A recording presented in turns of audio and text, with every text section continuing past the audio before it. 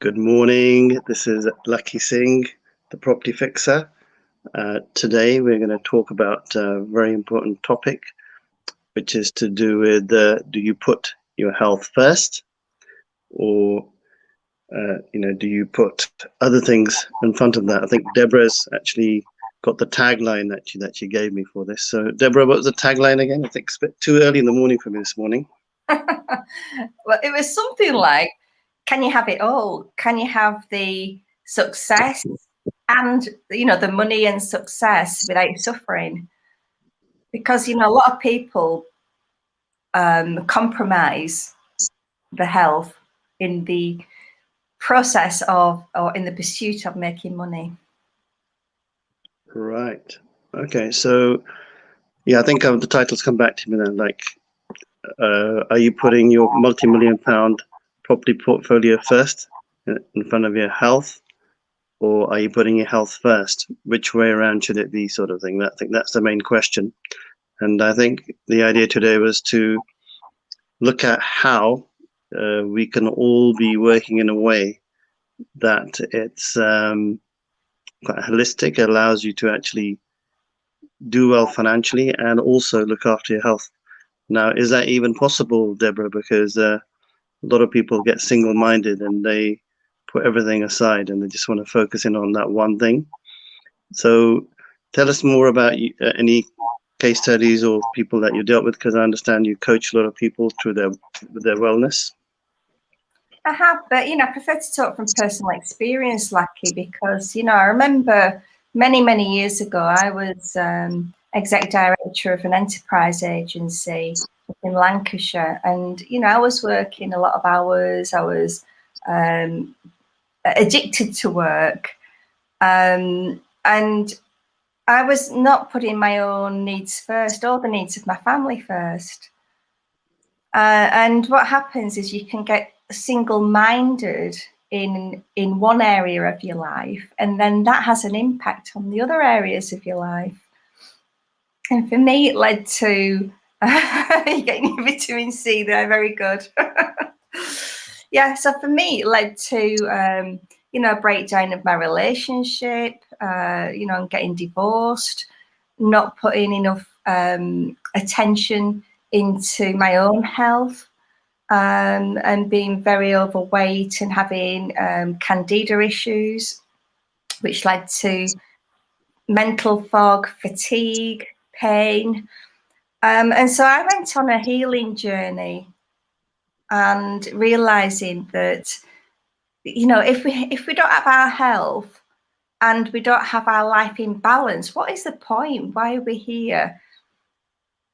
And I came to the realization that, people just want to be happy.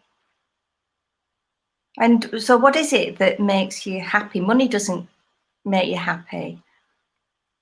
So what I'm going to try and do is try to break down all the different sort of facets of health and how do we begin to slowly put health in place. I mean, what I think what happens with most people is normally something bad's going to happen before the good comes in. Now, I think a better question to ask is how do we stop ourselves getting into the trap of having to go through so much commotion to understand that health is the most important thing? Because without that, you can't really function effectively, and you're going to be working on low fuel, so to speak. And if you're not fueling yourself up, then your engine's not going to be working. You're not going to be going anywhere fast. You're just going to be sort of running on the spot, so to speak. Yeah, like a hamster on a wheel. Yeah. So how do we, I mean, let's take a child, for example. How do we ingrain the fundamentals of good health in their being? I think children, by their very nature, actually are very astute in terms of their health. They've already got their health. The question is, as they're getting older, external influences may impact them. They may think X is important or Y is important, and then they start doing the basics incorrectly. How do we tune, let's just say, let's start from a blank piece of paper. A child is already in good health, 5 years old, 10 years old. What are the fundamentals we should be teaching them to allow them to continue, I suppose, in that vein? Well, children learn by example. They look at what the parents are doing, and they sort of, learn that behaviour. And so as parents, it's up to us to educate by example. And that starts with what's in the shopping trolley in the supermarket, your daily habits, what is non-negotiables for you. And having an awareness of the impact of what you're actually putting in your body.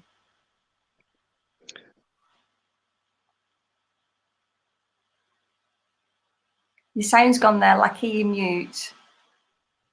Okay, okay. If we're if we set the benchmark, I suppose, as adults, and you've got a lot of good behaviors set as examples around children, then I suppose as they get older, they're already going to fall into the same sort of habits. I suppose that's probably the best way of describing it.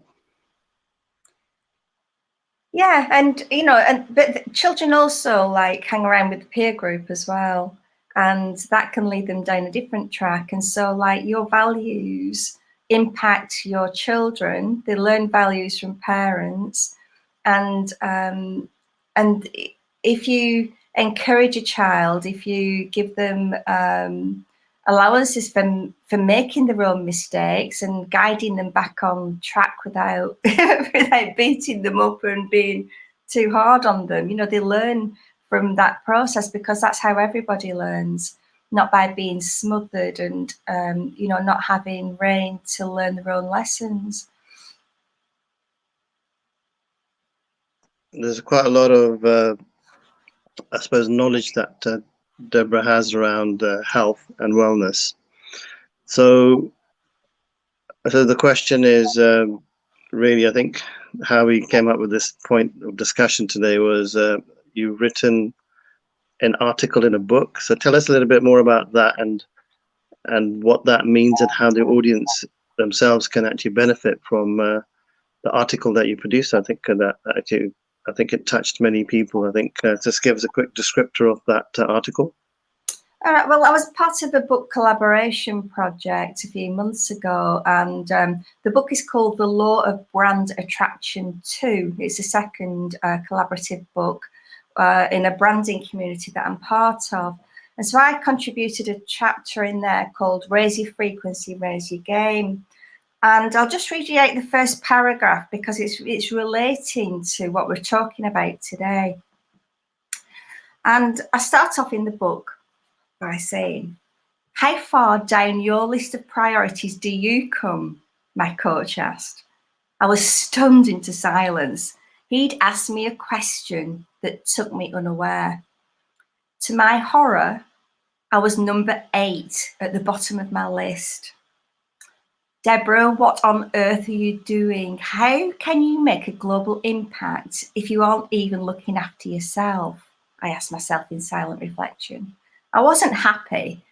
I knew that something had to change. I had to change.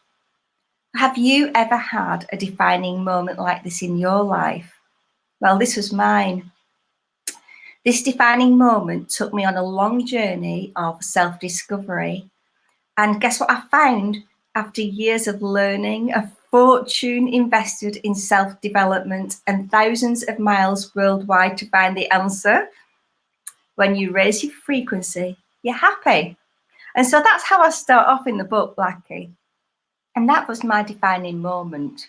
Because how can you look after anybody else unless you are looking after yourself?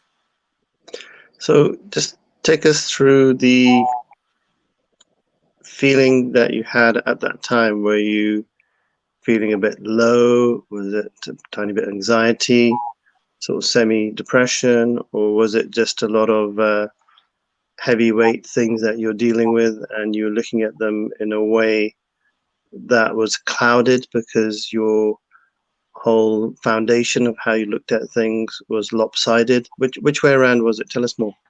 At this time, I was running my own business. Let me just think what year it would have been.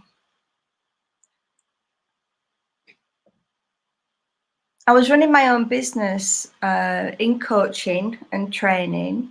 And as a coach, I know the importance of having coaching yourself. You know, I was coaching chief execs, entrepreneurs, and I would look at the whole of the life rather than just having a business focus. Because I know the importance of having that balance. But then when I was asked that question by my coach, I realized that I wasn't actually practicing what I was preaching, because I was, you know, my own life wasn't in balance.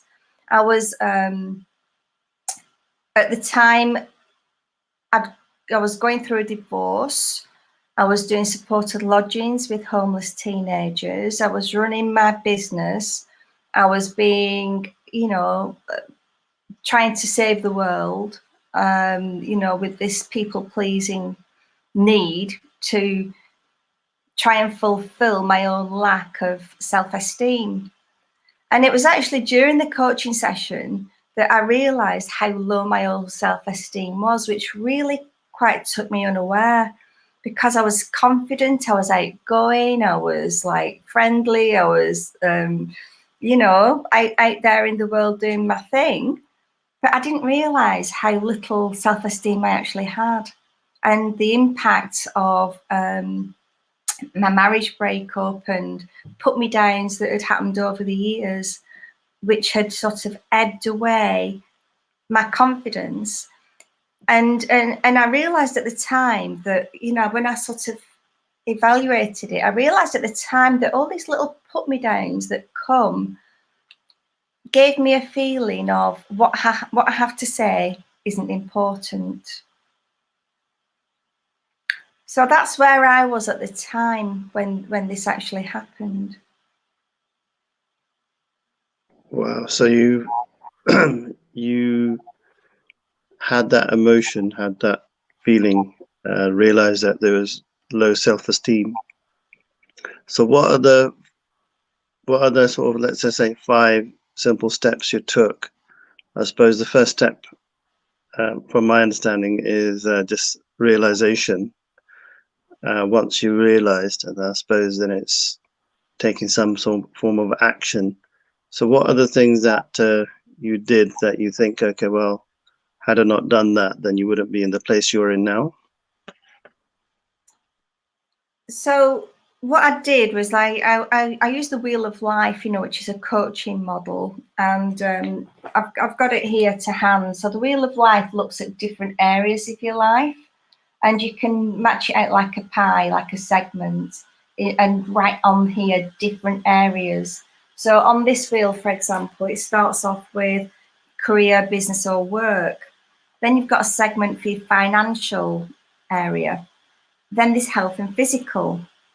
And then there's family, friends, and relationship. And you might want to subdivide that into 3 separate areas, because you might have a great relationship with your family, but your partner relationship isn't going well. So you might want to split that into 3. There's an emotional and self-esteem area. We've got spiritual, personal growth and contribution, you know, about giving back. How are you growing? How are you learning? How are you developing? What are you doing to contribute to others? And then we've got social fun and recreation, because it's important to get that into your life. You know, all work and no play is no good. And then your environment, you know, your surroundings, what are those like? Are those conducive to you having a healthy lifestyle? Or do you have like black mold in your environment, which is going to impact you? Those are like your environmental factors. And then when you've actually got your wheel, you can Google this, and you know, there's lots of examples up there. You sort of rank each area, and you draw a line and give it a number. And then, you know, on this example, you can see that if that was my wheel, it would make a very bumpy ride. And so what you do is you set goals in the areas that are the lowest in order to bring them up into balance with the other areas. And so you can use this as a tool for looking at what's not working in your life and the areas that you need, because each one impacts the other. If all your focus is on career, what impact is that going to have on your health? Right? If you're not having that downtime, that rest and recuperation time, if you're not sleeping, you know, you're not going to be able to work properly. So it's all interrelated. You can't do one without looking at the whole. Yeah, I mean, that looks like it's the fundamentals. I think it puts everything into perspective. Before we go on, we've got a few shout outs from Berhan, Kath Locke saying great advice, a great tool to use. The smiley face. Mandy Sandu saying morning all. Just come up on the screen as well now. Morning, Mandy as well. And we've got John Smith in the background saying very healthy advice. Very funny, John Smith. Okay. So the wheel of life, I suppose, simplifies matters because it just puts things into perspective. Mandy saying our sound has gone. I can hear. Can you hear me okay, Debra? I can hear you. I think it might be something on your side, Mandy, because we can hear each other. Okay. So to continue, so we've got the wheel of life. Now, most people aren't really always that reflective. So the question is going to be, on reflection, is it better to get a coach to support you through this, or have an observer, or can people do this themselves? Because, you know, it's all about discipline and consistency, isn't it, really? Yeah, I mean, I used to run mastermind groups, business mastermind groups, and we would have a buddy system and accountability, because it's helpful to work with a coach because you can get those blind spots brought into the spotlight. We don't always see what's going on for ourselves. It's like when my coach said to me, what number are you on your list of priorities? It was like, I've never been asked that question before. Right. So whilst you can do this yourself, when you're working with a coach, it can help to really get laser focus in different areas of your life and have the accountability there. If you're doing it by yourself, do reflective journaling. Right. I remember when I was going through my my marriage breakup, and I was in that deeply emotional state, you know, grieving, being on that healing journey. Part of my healing was every night I would go to bed, cry my eyes out, and let all the emotion flow. Because if you hold it in, you bottle it up, and it manifests as illness later in life because it gets trapped in the cells. And it's trapped there as trauma. So it's super important to do that. And through the reflective journaling process, it helped me to express my emotions on paper, which was a release. And when I look back at that journal now, I haven't looked at it for many, many years, but I remember last time I read it, I was shocked at how low I actually was. I can't remember now being in such a low place. And that is such a valuable resource for me to draw on in future if I'm needing to access those emotions again, to help understand where I was in case I'm helping somebody else who's there as well. Because you can't help people unless you've actually been there yourself. You need to understand what it's like. So, maybe would you say this is a statement? Is this correct? Which is a problem shared is a problem halved, or another saying is a problem shared is a problem gone. Which one is it? Oh, I don't think sharing your problem just makes it go. you know, you've got other work to do as well, but it's certainly in expressing the problem, it helps to release it. I remember when I was going through my divorce and, you know, being in the deeply emotional state, I would get together with my girlfriends on my friends at my friend's house, and we called it the counselling couch because over the years, you know, we'd all come through all sorts of, you know, family traumas and things, and so we'd go up to my friend's house, have a glass of wine, and whoever was like going through it at the time would sit there and bawl, and we would all be there holding space for them to release that. And so having a support network around you is super important.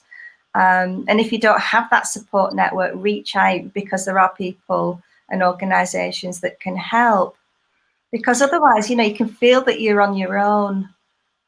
I think I found that generally women tend to find it easy to communicate their feelings, but a lot of men, probably including myself as well, being a man, that we're not always that good at probably sharing our feelings and, you know, wanting to talk about what's really going on, because there's a sense of bravado. I'm a man and I'm the hunter-gatherer, you know, like it's quite a competitive type of thinking in a lot of men. So what's the best advice for people? I think even some probably women are like that as well. What's the best advice for people getting out there, maybe mixing or talking to people? Just having social interaction is quite good therapy. Just getting out of your mind, and you know, I think you can just lock yourself up in your mind, in your room, in your house, and just think you know, lock yourself in your own little world, which is a storm in a teacup type situation. How can people break out of that? I find that being in nature is the best healer for me. I love, you know, just being out in nature and connecting with everything around me, like walking barefoot on the grass, standing in a stream and letting the water rush over my feet, and visualizing myself being cleansed by the water. Hugging trees is a great way of like that connection with nature. And what I do is I visualize like my out breath, I'm offering as an offering to the tree, because they take in carbon dioxide and trees give out oxygen. So it's like this symbiotic relationship going on with the tree and myself. And I find that really healing. So that's something that you can do for yourself. It's very simple. It doesn't cost anything. And you know, if ever I'm feeling that going into overwhelm, you know, with work and the amount of stuff on my to-do list, I'll just take a break, go over to the park, spend half an hour sitting in the sun, just meditating, listening to the birds. Or yesterday I was walking barefoot on the grass and unfortunately stood on a bee and had the bee sting in the bottom of my foot, and the bee was actually stuck to my foot with its sting. So I managed to get the bee out and it flew away. Thank God I didn't, you know, like crush it, because I love the bees. But then, you know, I realised that I needed to come home straight away and sort out my foot. And so I came home, put on, washed my feet, put on my essential oils and an ice pack, and, you know, the foot's fine. But Luckily, you know, you're not allergic to bees, otherwise you may not be here today. Well, without the bees, you wouldn't have any food. We have to look after the bees. Wow, that's on the grass. Watch where you walk. That must have been really painful. It wasn't too bad, you know. I've got pretty high pain threshold. Oh, that's good then. Well, okay. Well, we survived. I survived. Okay, I want to go back to the topic of putting yourself first and getting into that psychological state. Now, a lot of people, when they start putting themselves first, they start, it's sort of counterintuitive for them. So, you know, they're probably quite task orientated, maybe OCD, everything's going to be in a certain place. And they can't really let go because they're psychologically into processing mode all the time. What do you say to those sort of people that find it difficult to get out of their head because they're just literally locked in their psychology? Well, I can understand where they're from, because I used to be one of them, and I was a control freak and needing to control every outcome. And what I'd say is do some work on yourself and learn different ways of being, become conscious of your thoughts, become conscious of your actions, and look at the consequence of those thoughts and actions, because they have an impact on every area of your life. And one of the hardest things that I learned to do was to start saying no to people, and also to surrender. That's number one, the hardest thing that I've ever done in my life. Surrender, the control. And rather than working from a purely masculine energy, which I was like a woman in a man's world, thinking that I've got to act in a certain way to be successful, to finding my feminine flow and learning to be in the feminine, but having the balance of the two, because we all need that balance of the two within us. And when we have that balance, we can draw on different energies at different times. Like I've got 2 children, right? I'm a mama bear, and if anybody sort of was to threaten my children, I would be, That makes sense. Yeah. I mean, that's a very good point, actually. A lot of people maybe not think in that way, which is that we both, everybody's got a sort of male and female type energy, meaning that they've got to get into protective mode sometimes, and then they've got nurturing mode. And anybody can sort of switch that on and switch it off. But some people are permanently stuck in one mode. And the question is actually realizing that you do have access to, if you're a man with a very, let's just say, soft energy, not necessarily female, let's say very soft energy. Certain times, if you may be like slightly downtrodden at work because you're like a people pleaser. So just finding that, connecting to that energy, the male energy.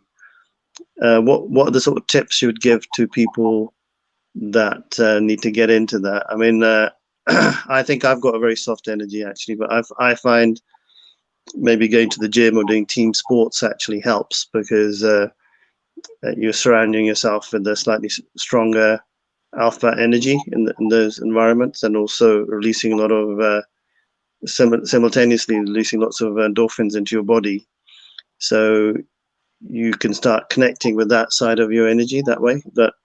What's your tips? My tips are emotional intelligence, right? Look at all the resources that you need within you in order to be a whole, fully rounded person. And those include the masculine traits like the focus, the drive, the determination, the goals, but balancing that with the feminine, which is about the nurturing, the collaboration versus competition, the ability to love, be compassionate. I mean, men can have this as well, but it's the woman the feminine energy that tends to have more of that. So when you've got a whole range of them, look at emotional intelligence. It's increasing the range of emotions that you've got access to and being able to draw on them at appropriate times. And you can do that by studying archetypes. You can look at... Is that like architects? In the property world, it might be, but architects. What's an archetype then? An archetype is actually, I do know what it is, but I thought I'd do a VJ Sal on you. It's like a model of a way of being. So you might have an archetype for I don't know, like the high priestess, which is when you're in your like your ruling energy, you know, or the king is an archetype, ruler energy. But then you might have another archetype of the Joker, right? So when the Lakhi Singh energy, when you're playing and playful, and so it's just about being able to draw on different archetypes at different times. But also what you can do is you can read books and learn from books. I remember, Lakhi, you know, when I was 50, just going back to putting me first, one of the things I did was I read Tim Ferriss's book called The 4-Hour Work Week, and I was 49 when I was reading this book, and I thought, this is incredible. You know, he's talking about outsourcing your whole life, but he talks about the new rich and how the new rich have a series of mini retirements during their life, rather than waiting until they're 60 or 65 or 70 or whenever, and then enjoying their life. Because that's what a lot of people do. They think, well, I'll make as much money as I can now, and then when I retire, I can enjoy this money. But guess what?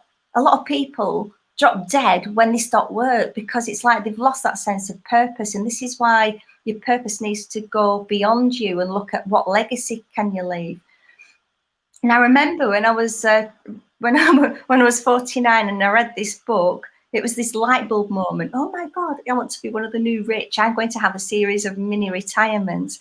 And so that's when I gave my children 6 months notice to leave home. I sold my house. I gave virtually everything away so that I could then put me first for the first time in my whole life.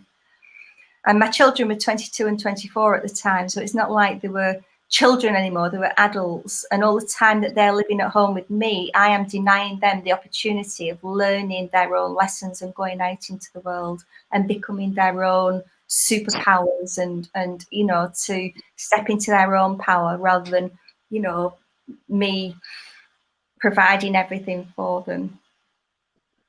Wow, that sounds pretty amazing. That actually, that book that had that sort of impact on your life.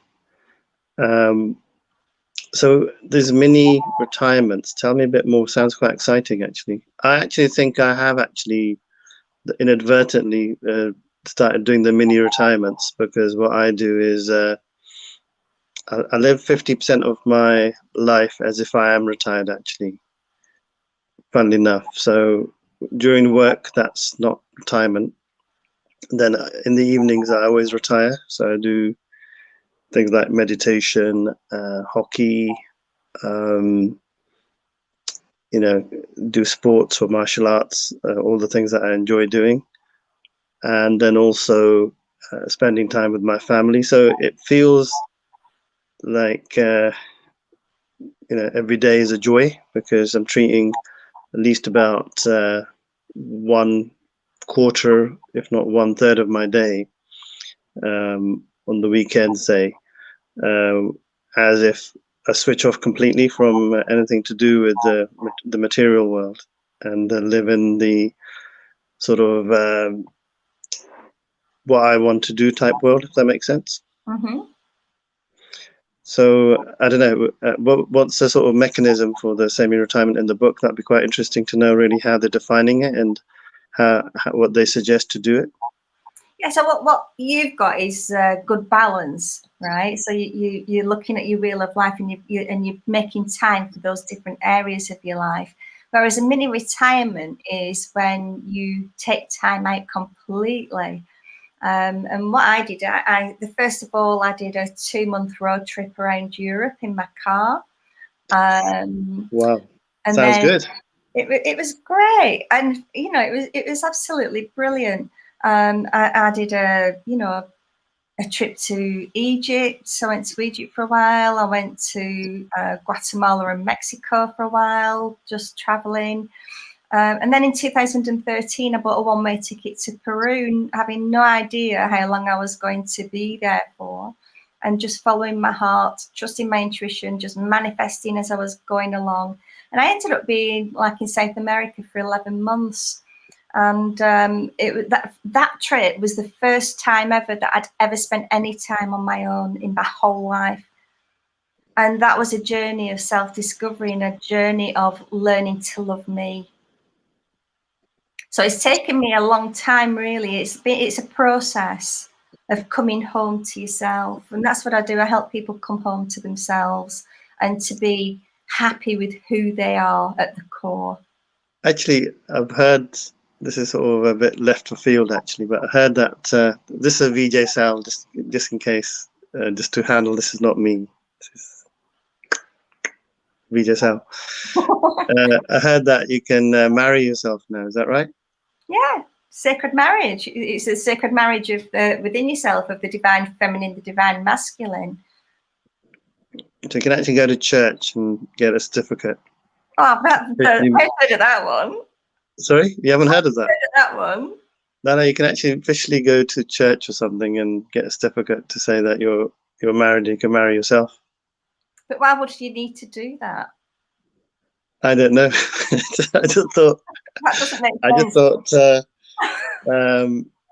You can do that without any certificate. It's an interesting concept, anyway. I mean, there's so much out there, so to speak, about what's going on anyway, and how society's changing. But I thought that was quite an interesting one that I throw in, because I saw it on BBC News about a couple of years back. So, oh, congratulations! What's happened? Oh, yeah, I've just married myself, and I'm really happy now. And it's sad that you need a certificate to say I'm marrying myself, you know. But anyway. Yeah, I just thought it was quite quirky, actually, that you can actually do that, and it's a thing. It's a thing. Yeah. Okay, so going back to the main topic of today, then, which is how do we distinguish ourselves in terms of putting ourselves first in terms of our health, rather than our business or our multi-million property portfolio? How do you find that balance then? It must be quite tough, because when you're trying to get a business up and running, you have to make a lot of sacrifice in certain areas of your life. And if you've got, let's say, family or kids, and you've got demands on your time, parents or elderly parents, you've got to also look after your health. How do you find that the perfect sort of balance? Because, you know, if you've got if you've got 4 kids and you've got to manage them, and you haven't got much support around you, a lot of these things, once people are psychologically, they're locked in to their own thinking, it's difficult for them to break out, because they've created their own situation, so to speak, positive or negative, because they may just sort of, some people got 4 kids and they've got a wife and they've got a house, and for them that's amazing. They're really happy just within that, and then that will allow them to fly in whatever they're doing, because that is their life. Whereas other people, you know, to try and do something more above and beyond just managing their day-to-day life is actually tough enough. So how do you find that perfect balance, Debra? What you can do is make sure that your family is your team, and that everybody's on board, and that they all know why you're doing it, right? And it's like recruiting everybody onto Team Singh or Team Magdalene, right? So, and you can do things in sprints with like an end goal of like a family holiday, or, you know, a bit, you know, in recruiting your team, which is like your family. It's like, okay, this is what the plan is. This is what it requires for us to do together as a family, and each person within that family taking on a role. I had to do this when I was at home, because I was running 2 businesses. I was doing the catering round at the club where my husband was the steward. I was going to college 2 nights a week, doing my accountancy qualifications. And, you know, and I had 2 children under the age of 3, right? And so when I look back at how many roles I was playing back then, you know, what I had to do was think, you know, I can't do all this on my own. I had a nanny looking after the children, right? I had, I looked at all the things that needed doing in the house, and I said, right, we need to split up what we're doing. I can't do everything.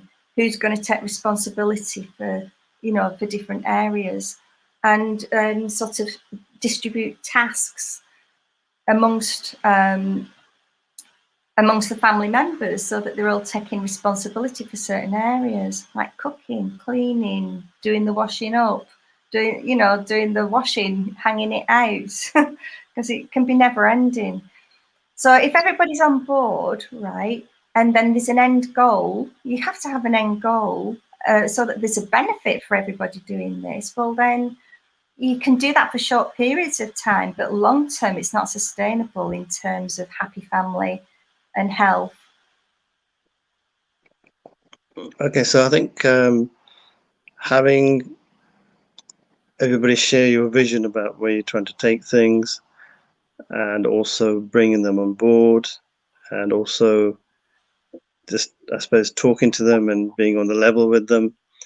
It sounds like a very simple thing, but I think if you've got a certain family profile where people do their own thing, they don't necessarily collaborate. Changing that culture, I suppose, is probably it can't be that easy necessarily. Was that a bit of a challenge initially, or? Yeah, it was. It was a challenge, but you know, when I look at the alternative, it's like, you know, for things to change, I had to change. For things to get better, I had to get better. I had to do things in a different way. So I suppose it all comes down to, I suppose, we have to be calm and patient, and also not be, what's the word when you respond too quickly? Reactive. Yeah, not reactive, but proactive. So did you find that you were a bit more reactive before? You had to change your stance and sort of see things for what they are, and come back, reflect, and then go back and sort of think, okay, well, I need to change my style, and then I can get the result. Is that Yeah, something you had to do? definitely. You know, I was very reactive many years ago. Something would happen and I'd jump straight in. Now I don't. It's like I stop, I pause, and I choose my response. I look at the options and I choose how I am going to respond, which is the best for everybody in the situation. Not coming from ego, but looking at the best response for the whole. And that means you've got to take an observer angle rather than just looking through your own eyes. You know, you're looking through your own eyes, you're looking through the other people's eyes, but you're also taking a higher stance, looking down on the situation, so that you're not emotionally reacting. And if you do find that you're emotionally reacting to things, well, then you've got triggers, and then you need to dissolve those triggers to help you to become more conscious of what you're actually doing. And Okay, that's a process. That's a process. Okay, what I'm going to do is I'm going to do a quick summary. Let's see if I get them all right in terms of all the things that we've discussed, which could be fundamental to a lot of people out there who've been in lockdown, but lockdown is no reason not to be living a fulfilled life, I'd say. So number one, I'd say, is the wheel of life. I think that's a really good one, which is just looking at the 5 or 10 key areas in your life which allow you to see really whether you're in balance. And really, ideally, if you've got 10 out of 10 in all of them, then you know, we need to get you on the show. You need to tell us how you did it. Number two is the one that we just discussed, I think, just now, which is having shared values and vision with friends and family, maybe even work colleagues. You might find that it's not just at home, it may be in other areas that you can use that strategy, which is working with people with the shared vision. And a lot of people may think that they've got a lot of problems, but reality would be that their own thinking may be stuck, and they're not realizing that if they communicated a different way and they understood where people are coming from, they're more likely to be listened to and understood, and not maybe cut out of the picture in certain things at work especially. So just understanding the dynamics and the reality of what's going on around you as opposed to what you've got in your head. I think that's quite a good one. I think the third thing that really comes to mind is really being with nature, allowing yourselves to connect to nature, whether it's walking in water, grass, going for long walks. I mean, those 2-3 things alone, I think, are I suppose, very effective tools in themselves to just start propelling you in terms of putting yourself first. Now, is there anything else? We've got 3 major ones there. Yeah, but I'd just like to just add a few little points to those ones that you've mentioned. Sure. When we're looking at the shared vision, it's also super important to know your values, right? What are your values? And you can go on to Dr. John Demartini's website, and he's got a fabulous tool there that you can do on establishing what are your values, finding out what they are, what's important to you. So it's like a tool he's got that you just fill in, and then it gives you like a wheel at the end of it, which is super important. It's super useful. So John, to repeat that again for the viewers, it's Dr. John Demartini, yeah? Dr. John Demartini. If you just put Dr. John Demartini values tool, it's on his website, and it's a free service that he does. So I would include that with the shared vision. Knowing what your values are is so important, because then it's like, who do you stand for? Okay, so is that the amount of values you've got in the bank, or is that okay? So explain. I mean, a lot of people probably hear all of this, having values and blah blah blah. So a lot of people, even companies now have value statements on the wall. Now, what does it really mean? But let's get into the depths of what values mean, because some people probably hear it, but they don't really understand how it's implemented or how you can deploy it. So give us a bit of an example. I can give a couple of examples, but let you give me your examples, Deborah.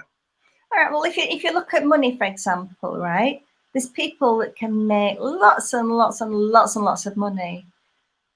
And some people can do that with the values of integrity and honesty, and other people might be doing it through dishonest means. And so honesty is a value, integrity is a value.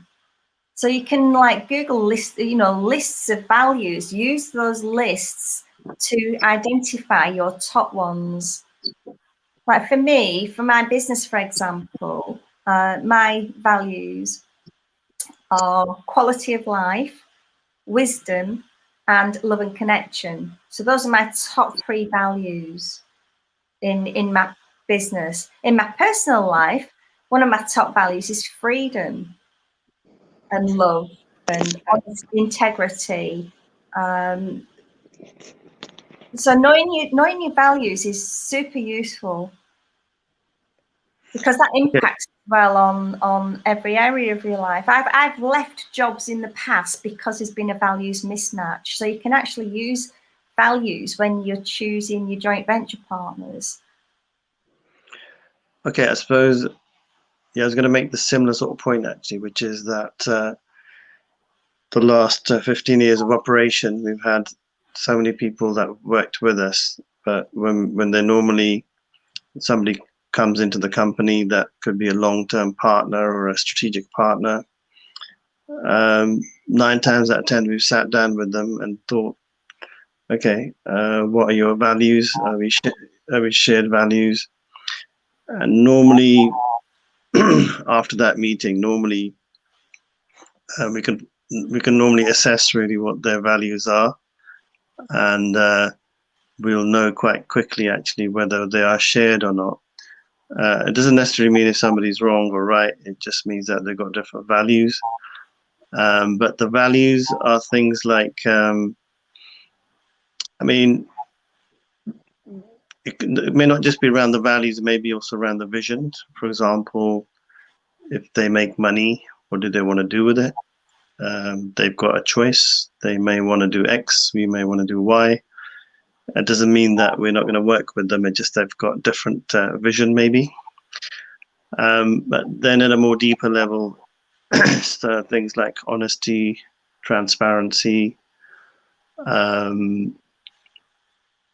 sort of, let's just say, work ethic.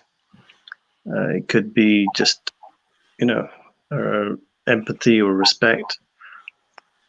So it could, I mean, all these things make a difference, especially if you're working in a charity type organization or a social enterprise where you're doing something that's actually above and beyond one person. But if your values are very money motivated, say, and very material, and you're working in a charity, I think they may not, it's going to be quite evident that there's a mismatch, and trying to work in that environment with that particular type of business, it may not work.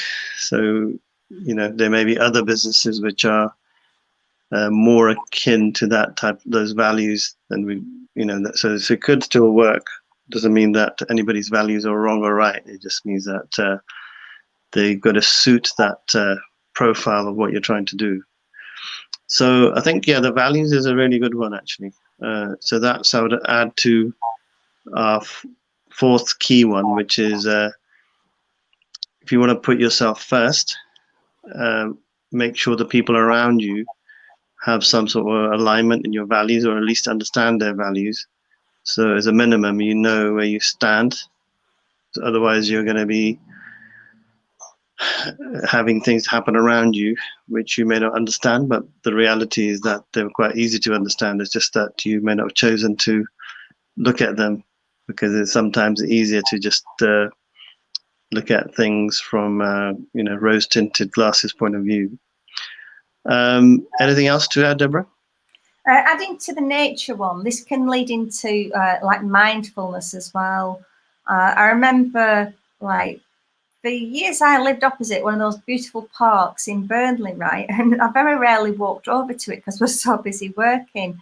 Now, when I go over to the park, it's I just appreciate the beauty of it. And as I'm walking around, I'm looking at the leaves, I'm looking at the flowers and how intricate the petals are. And I'm smelling them. I'm using all my senses in order to have a sensory experience of that walk. I'm not just going for a walk with like nothing on my mind. I'm being in the moment of now. So when you're actually in nature, you can use mindfulness. You can practice being in the moment of now, because that's where you create from. And when you're in the moment of now, there's never, ever a problem. You get problems, you get anxiety and things like this when you're living in the future and worrying about what's going to happen in the future. But if you're living in the future, worrying about what's going to happen through your thoughts, you're creating that as your reality, because every thought is a seed of creation. And so when you're in nature, practice mindfulness, practice your thoughts, having conscious thoughts and focusing on what it is that you want to create, not what you don't want. Well, I think in some ways the last point you just made there is one of the most valuable ones, because if you know where you're going, you're putting yourself first, and also literally connecting with the earth at the same time. It's quite a powerful combination to actually manifest. So there we have it. I mean, we've got truckloads of information actually in today's discussion. So, Deborah, we've got 5 more minutes. I'm going to I think what I'd like you to maybe talk about is, I think you've also got a couple of tools. I think it's called the Healy. Maybe give. I think it's also an income opportunity. I think if you can give us a brief on that in your best words about what that can do, how it can help people, and how it can also help you to put yourself first.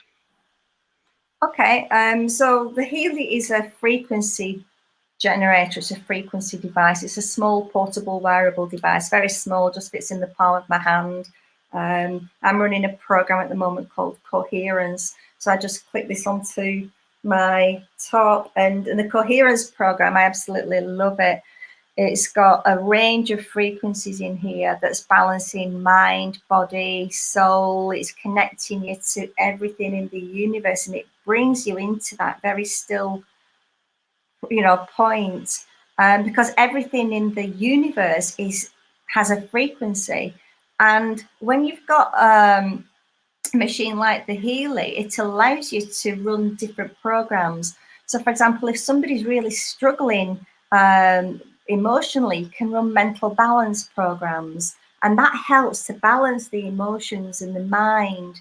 I run the learning programs a lot if I'm doing webinars and things like this, because it helps me with concentration, focus, memory, recall. There's like meridian programs, because we have meridians running through our body.